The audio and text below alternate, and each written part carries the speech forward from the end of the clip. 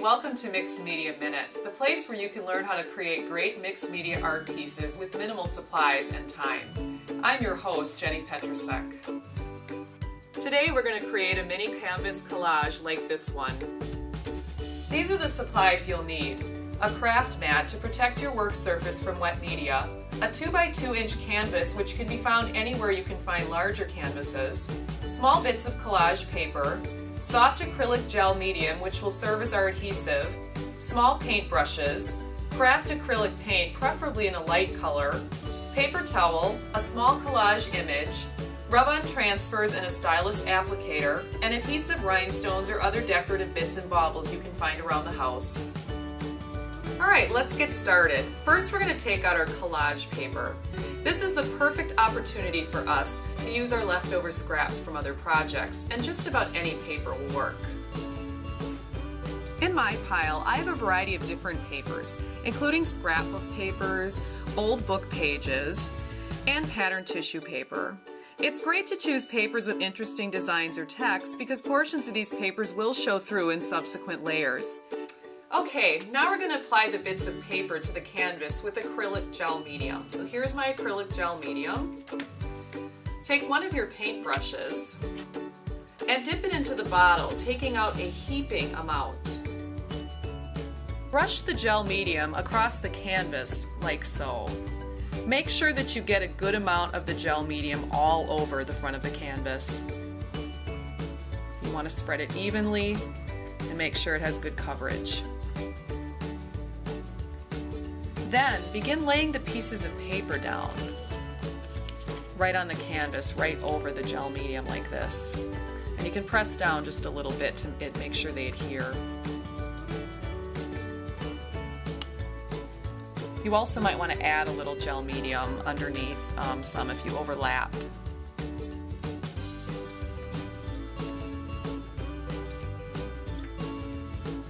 I'm going to keep doing that. Press them down. Maybe I'll put one more piece here in the bottom corner.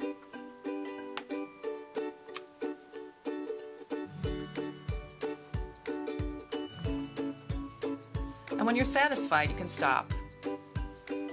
Once you've covered the canvas with the paper, you can spread another layer of gel medium over it. And this will act as a sealant. And then you're going to need to let it dry for at least 15 minutes.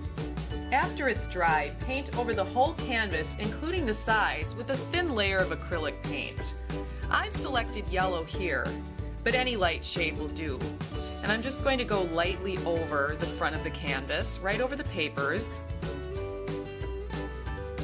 all the way up to the edges. And I'm also going to cover the sides.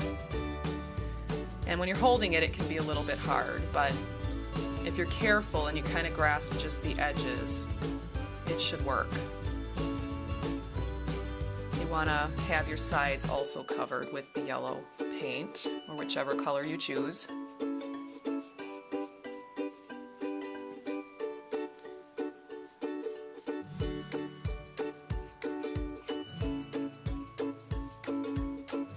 While the paint is still wet, use the paper towel to rub away some of the paint so that the paper underneath shows through.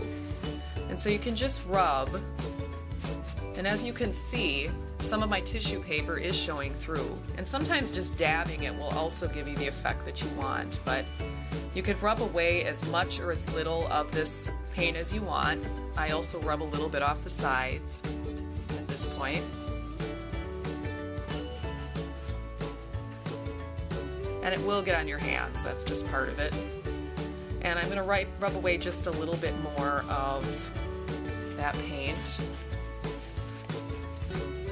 And I can see some of my blue paper showing through now. And I think this probably is where I'd like to stop rubbing, so I'm going to let it dry now for 30 minutes. Now it's time to apply some rub-on transfers. These can be found in the scrapbooking section of any craft store and are really easy to use. They come in sheets like this, and all you have to do is cut out the image that you want to use. Then you'll need to peel off the backing. Each of these sheets has backing on it. I've already peeled off the backing on mine. And then you just place it down where you want it to go on your canvas. And then you start rubbing with the stylus. And you need to rub and press quite hard.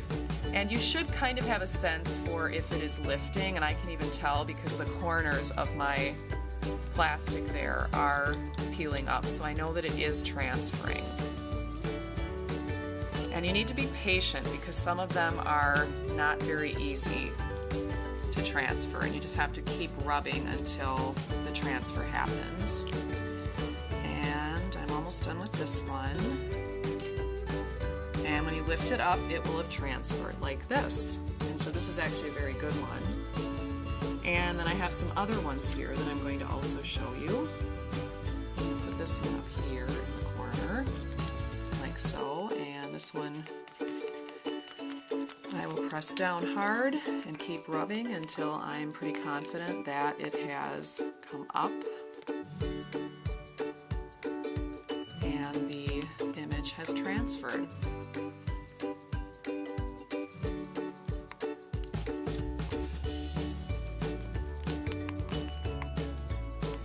And if you lift it up and you find that it hasn't transferred yet, you just have to keep going with it, which I will keep doing here.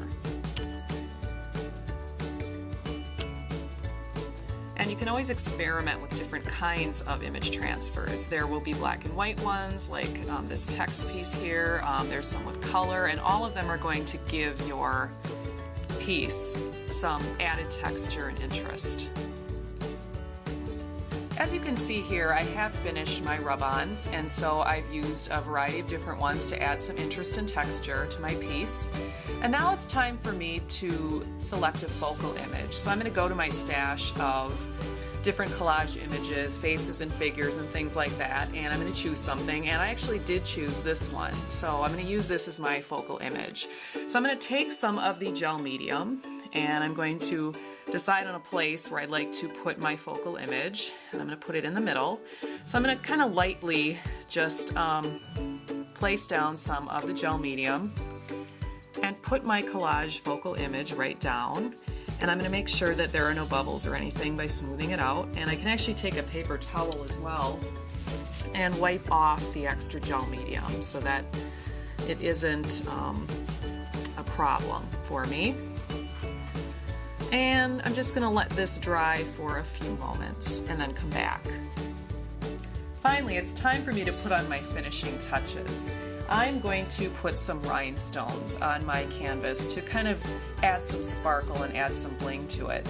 So even though my rhinestones do have adhesive on the back of them, it's really not the best and strongest adhesive. So I'm actually going to take a little, very tiny dab of gel medium, and I'm going to put those rhinestones underneath my focal image. So I'm going to put enough down where I think that it will hold them. And since they're not very heavy, it should work. So I will take one off of the plastic and just set it down in the gel medium, and it's sticking quite well, I can tell, because it's not even lifting up with my finger. And I'm going to place a few more down, and you can really place as much of the bling on as you want, and it adds kind of a nice little whimsical touch to it that I like. And they're repositionable for a couple of minutes. If you don't get it completely straight or to your liking, you can always make adjustments. And we'll probably add one more after this, and that should do it.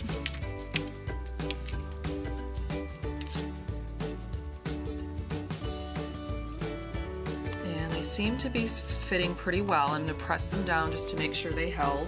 And then I will use my paper towel again to just kind of wipe up any extra gel medium that might be there. And I think I'm pretty satisfied with this project. So there you have it, a lovely mini collage. These tiny mini easels, which can be found at most framing shops, are perfect to display them in your home. Thanks for joining us today at Mixed Media Minute. I'm your host, Jenny Petrusek, and I'll see you next time.